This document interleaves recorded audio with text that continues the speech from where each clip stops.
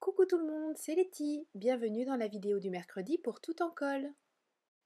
Je vous propose aujourd'hui de réaliser un projet plutôt déco que carterie, du fait de la taille, mais bon après vous pouvez envoyer des cartes géantes, c'est pas un souci. Et j'utilise ma peinture Paper Arty. J'en ai mis beaucoup trop, beaucoup trop sur ma gel presse, je sais pas ce qui m'a pris, enfin bon voilà.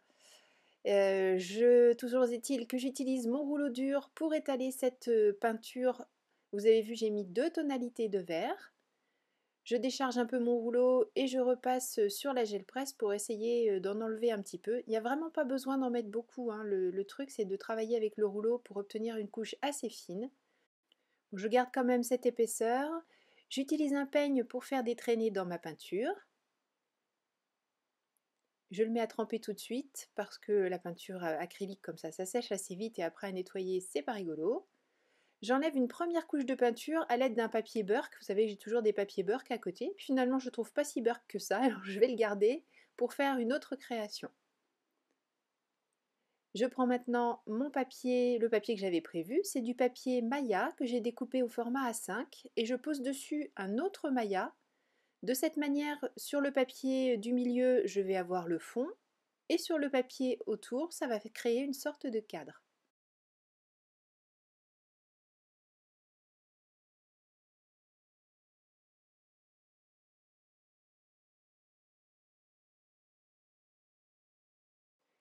Je continue mes épaisseurs, toujours la fresco finish, cette fois-ci le coloris koala. Je n'ai pas nettoyé mon rouleau volontairement puisque je reste dans les mêmes tonalités et que je vais utiliser cette peinture pour le même papier. Par contre, j'ai à nouveau mis trop de peinture, décidément c'était pas ma journée. Donc j'ai nettoyé mon rouleau sur mon papier, un autre papier Burke, et puis ma foi, ce que j'obtiens, ça me plaît bien aussi. Je réétale ce qui reste sur la gel presse. Et pour pouvoir travailler ensemble mes deux morceaux de papier, j'ai mis un petit peu d'adhésif entre les deux, juste pour pouvoir les remettre exactement à la bonne place sur la gel presse. Et en fait, là, l'idée, c'est juste de combler les blancs laissés par les traînées du peigne et faire en sorte que vienne se mettre dedans le gris. Et à certains endroits, c'est resté un petit peu plus blanc, un petit peu plus gris. Enfin voilà, l'idée, c'était de créer d'autres nuances juste avec une couleur. Je continue mes aplats de couleurs. Cette fois-ci, j'utilise un autre coloris qui est le slime que je mets en couche très fine. Ça y est, je me suis racheté une conduite. Et j'utilise un tampon Art Print. Ce sont des tampons caoutchouc. Et je fais des empreintes avec ce tampon dans la peinture que je viens de mettre en place. Alors évidemment, ici, c'est un petit peu difficile à saisir, mais je vous promets, ça fait des empreintes. Je remets mon papier. Et l'idée, c'était de capturer cette peinture jaune-vert assez prononcée et de faire des détails sur le devant de ce que j'avais déjà réalisé. Voilà, pour notre papier de fond, ce sera tout et je vais maintenant travailler les papiers que je vais utiliser tout à l'heure avec les tampons Paper Arty.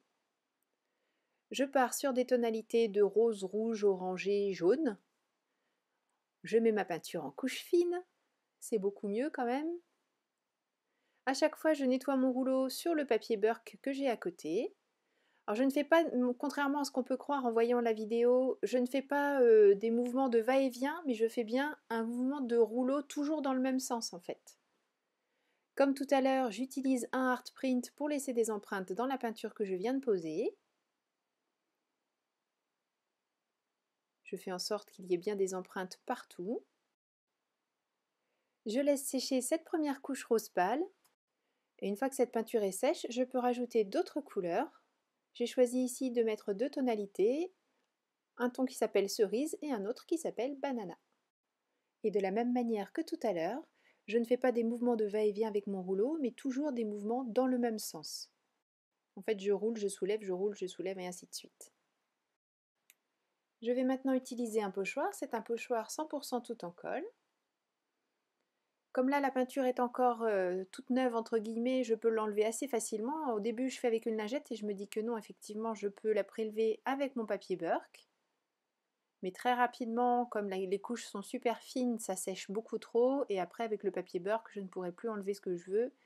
Alors je vais revenir avec ma lingette et faire en sorte de prélever la peinture au travers des petits cercles. Vous voyez, j'ai quand même déjà beaucoup plus de mal à enlever la peinture, donc pour avoir des traces bien nettes, je reprends la lingette. Bon, en bas à gauche, j'avais un petit peu trop appuyé le pochoir, ce qui fait que la peinture est partie quand j'ai enlevé le pochoir, mais peu importe. On continue. J'ajoute à nouveau le coloris banane. Je prends un nouveau art print pour faire des empreintes dans cette peinture jaune.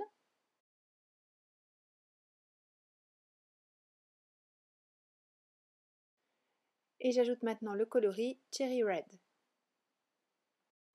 Avant d'ajouter une nouvelle couleur, je laisse toujours sécher. Par contre là, je vais me dépêcher de travailler puisque je vais utiliser la peinture rouge à peine posée pour pouvoir venir décoller toutes les autres de ma gel presse. Je pose mon papier, je frotte bien avec mes mains pour venir faire adhérer toutes les couches de peinture entre elles. Et je soulève délicatement, je repose éventuellement quand je trouve que ça n'a pas suffisamment prélevé. Et petit à petit, je récupère l'empreinte sur ce papier.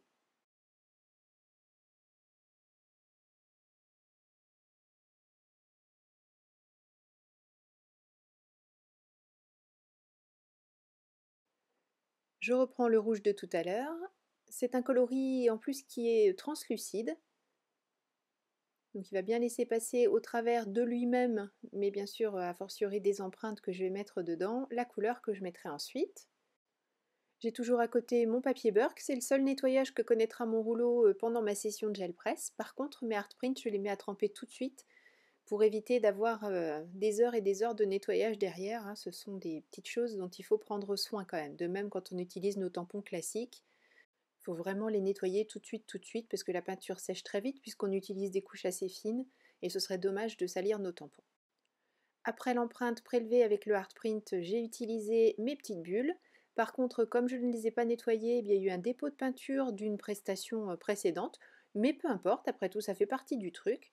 Donc je laisse, je fais sécher et j'ajoute une nouvelle couleur, à nouveau le banana, au dos de tout ce que je viens de faire. Je pose mon papier et je viens récupérer les différentes couches que l'on a posées. Comme tout à l'heure, je passe bien ma main au dos du papier et je fais en sorte de récupérer toutes les épaisseurs. J'enlève le petit peu de peinture qu'il reste sur ma gel presse avec une lingette. Je sèche bien avec un chiffon qui ne laisse pas de petites peluches. Et ensuite, je range soigneusement ma gel presse dans son emballage d'origine en mettant les deux côtés en rhodoïde pour bien la protéger. Je vais donc utiliser tous les papiers que l'on a créés, sauf le premier que vous avez vu que j'ai utilisé, comme je le disais, pour autre chose. Et je vais même utiliser mon papier Burke. Pour la réalisation d'aujourd'hui, j'utilise ces deux planches de tampon Paper Arty Eclectica, le ETS 14 et le ETS 15. Je vais d'abord dessiner une bordure tout autour du rectangle que l'on a mis en couleur en premier. J'utilise ma gel presse histoire de dire que je suis à peu près sûre de ce que je fais.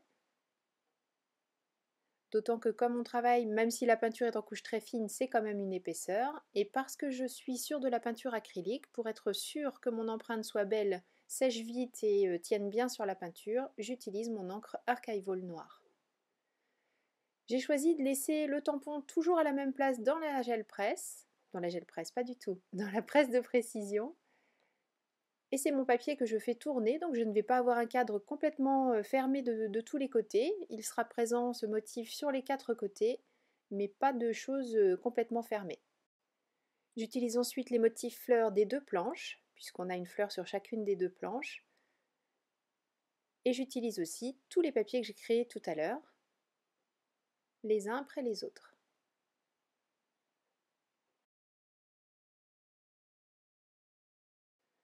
Et à la fin, sur chacune des feuilles, j'ai toute cette collection de différentes fleurs. Je vais toutes les découper, les utiliser pour la création d'aujourd'hui, mais en garder aussi certaines autres pour faire d'autres créations par la suite. Pour continuer à habiller un petit peu le fond, de la planche TS14, je prends ce petit bloc de gribouillis qui est joli comme tout. Pour faire un fond, il est vraiment magnifique. Et j'utilise mon encre Archival gris clair, c'est la Shadow Grey je crois. Et je trouve que ce petit tampon vient apporter juste la petite touche qui manquait sur le fond en complément de la peinture qui est déjà en place. Mon fond est prêt, je n'ai plus qu'à faire une séance de découpage avec toutes mes petites fleurs et on se retrouve après.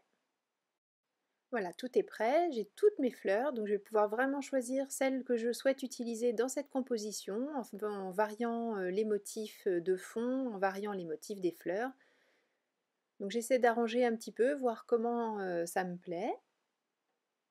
Et puis quand j'ai trouvé, plutôt que de tout défaire, prendre une photo, finalement je mets un petit peu de colle sous chacune des fleurs, sans en mettre trop, pour pouvoir garder aussi l'effet des pétales soulevés et laisser un petit peu de relief sur cette création, puisque pour ma part je ne vais pas en faire une carte, mais plutôt un élément de déco pour ma scrap room.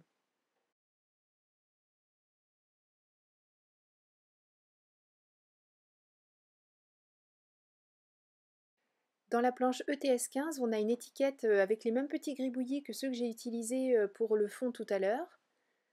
Je réalise donc dans mon papier Burke une étiquette que je n'utiliserai pas au final, tout simplement parce que comme j'ai déjà collé mes fleurs et que je n'ai pas tenu compte de la taille de cette étiquette, je ne lui ai pas trouvé de place. Mais je l'ai bien sûr gardée pour une autre création. Et je fais aussi un petit cœur qui lui aussi est sur la planche ETS15 en utilisant une des parties les plus rouges du papier Burke que l'on a fait tout à l'heure. Et lui par contre on va bien le retrouver sur la composition finale.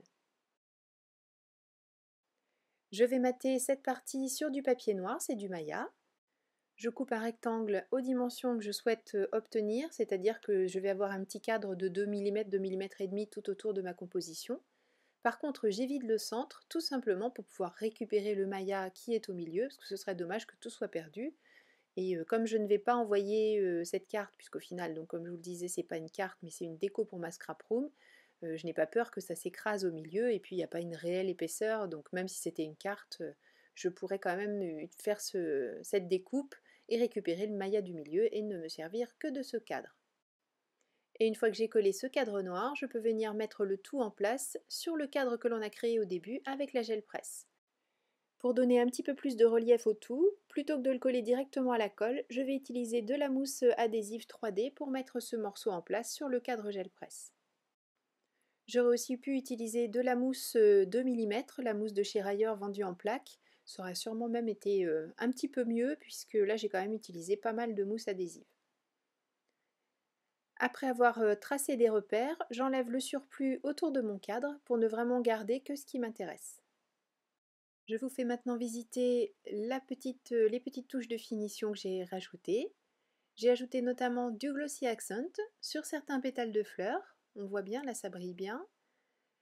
Sur le cœur, sur les deux cœurs d'ailleurs, celui qui est au centre de la petite fleur et celui qui se retrouve tout seul. Et puis ici. Je n'en ai mis qu'à certains endroits pour vraiment attirer la lumière uniquement sur certaines parties et pas partout. J'ai ajouté des petits morceaux de fleurs en dehors du cadre. Et bien sûr, je dis bien sûr parce que je le fais régulièrement quand j'utilise des fonds aussi chargés que celui-là, j'ai apporté des petits points de lumière avec mon stylo gel blanc, par-ci par-là, des petits dessins, des petites taches. Et j'ai rajouté des morceaux de pétales à l'intérieur de certaines arches du cadre tout autour.